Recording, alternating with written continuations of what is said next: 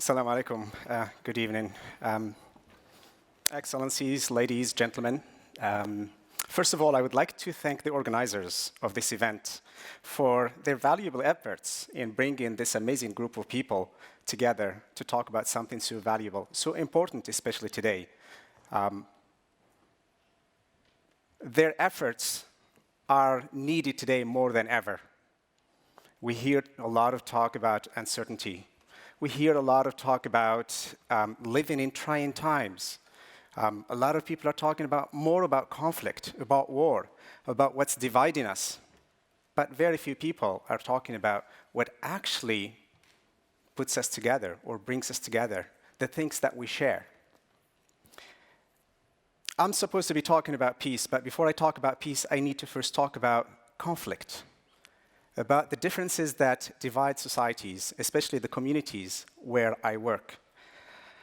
For the past 5 years, which coincide with what is commonly termed the Arab Spring, which is slowly turning into an Arab decade, for the past 5 years, I've been working in the Middle East, North Africa specifically, most specifically in Libya.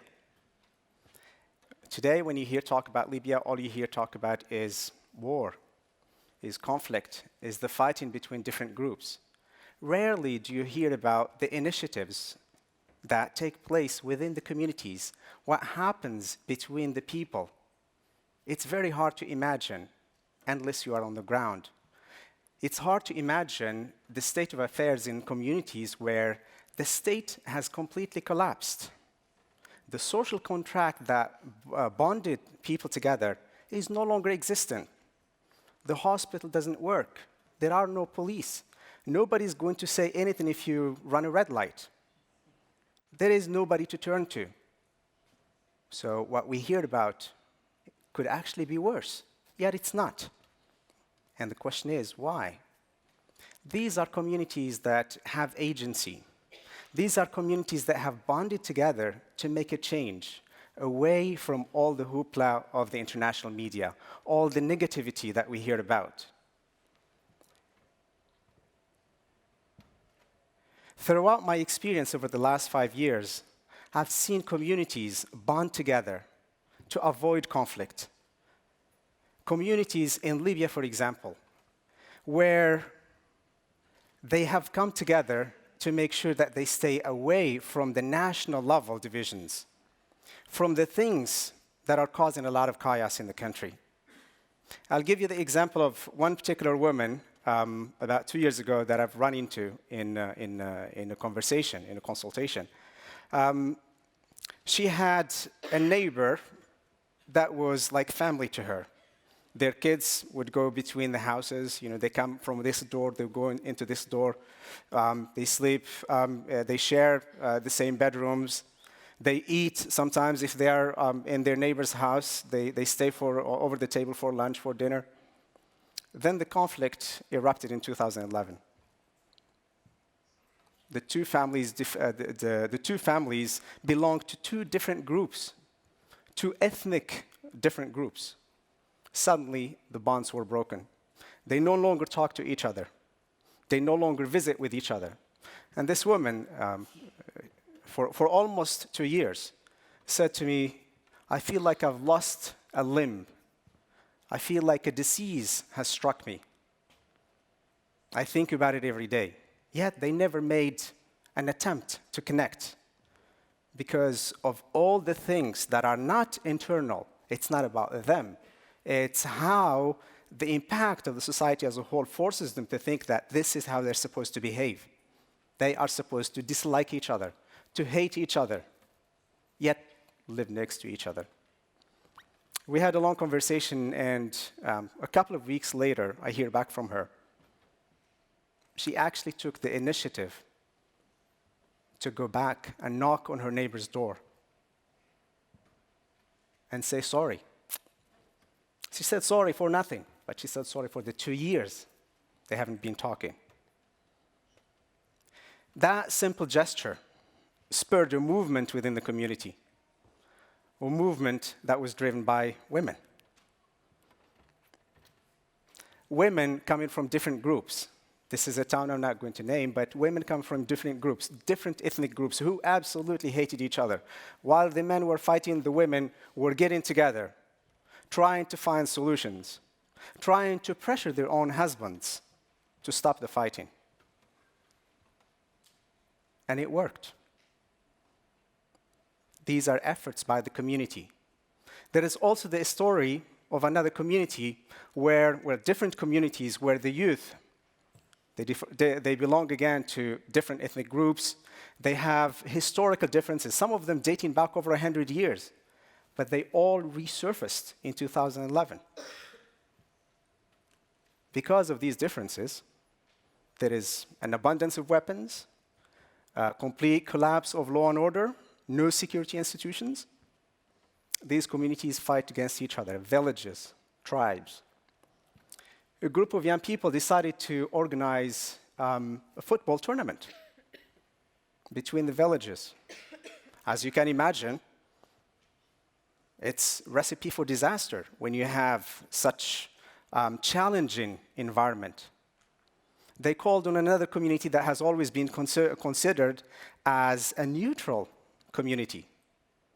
So the arbiter was chosen from that community. The first few games were very challenging. Actually, if I recall, I think about 4 or 5 games never actually reached the end. But there was something tremendous that happened afterwards. Even when they started fighting with light weapons, they were no longer shooting at each other. You'd have to see it to believe it. They would be shooting to convince the other that I mean business, but they're actually shooting over their heads.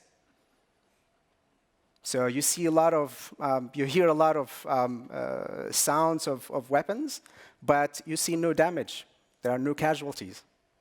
And that started a movement by the youth. So an example by the women, another example through the youth. They are the ones who spurred this movement. A third example in another community, and these are communities, by the way, that have been able to avoid the conflict, the national level chaos that we hear about in the country right now. These are communities that have been able to build on these events to maintain stability and peace locally through small initiatives like these. In another community, there was fighting between two different communities. One particular leader within one community was accidentally killed by their neighboring community.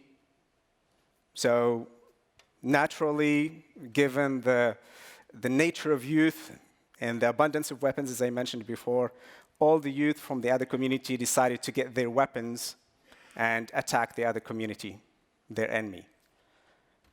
The elders within the community decided to block the brigade headquarters, or where all the heavy weapons were stored.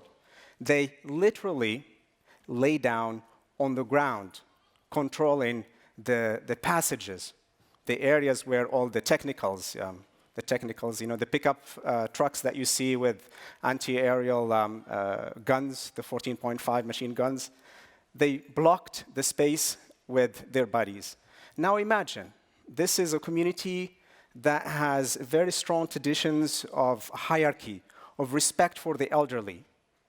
The elderly, when they did this, this was actually putting down on their value within the community, but nonetheless, they decided to do this. They took the initiative to do this, and it made a difference. They suffered in the beginning, all the swearing, the name calling, but a couple of days later, their youth thanked them. That community today plays a major role where it is based, plays a major role as a neutral community. When crime happens, when somebody commits a crime, other communities will take their perpetrators to this community. Again, we are functioning in a context where there is no law and order, there is no justice, there are no prison systems, there is no prosecutor, there is no police. So you have to figure out how to deal with this situation. What I'm trying to say here is that communities are ingenious. Communities have the initiative. We are here outside as observers within the international community. We talk a lot about what's going wrong, about the bad things within these communities, but we're not talking about what's going right. What is it that these communities are doing that we can actually learn from? What is it that is succeeding within these communities that we can then take and apply elsewhere? Because the more we talk about peace, the more it actually anchors itself within our value systems, the more it is likely that it will happen. And vice versa. We are constantly bombarded by the negative imagery of war. The more we talk about war, it affects our psyche. And then we tend to believe that peace is not going to happen. And all of this, the three examples that I gave, are based on identity, how people see themselves, but in particular, leadership, and the role of values that are traditional values, the elderly in these communities. I'm told that my time is up, so I thank you all. I forgot that I didn't say who I am. My name is Ahmed Labnouj. I work for Interpeace in Libya. A Moroccan-American who straddles two identities, two cultures, and a traditional Moroccan identity and another identity that is infused with the liberal modernist values of the US. And these are examples that I live in the societies where I work every day. Thank you all very much.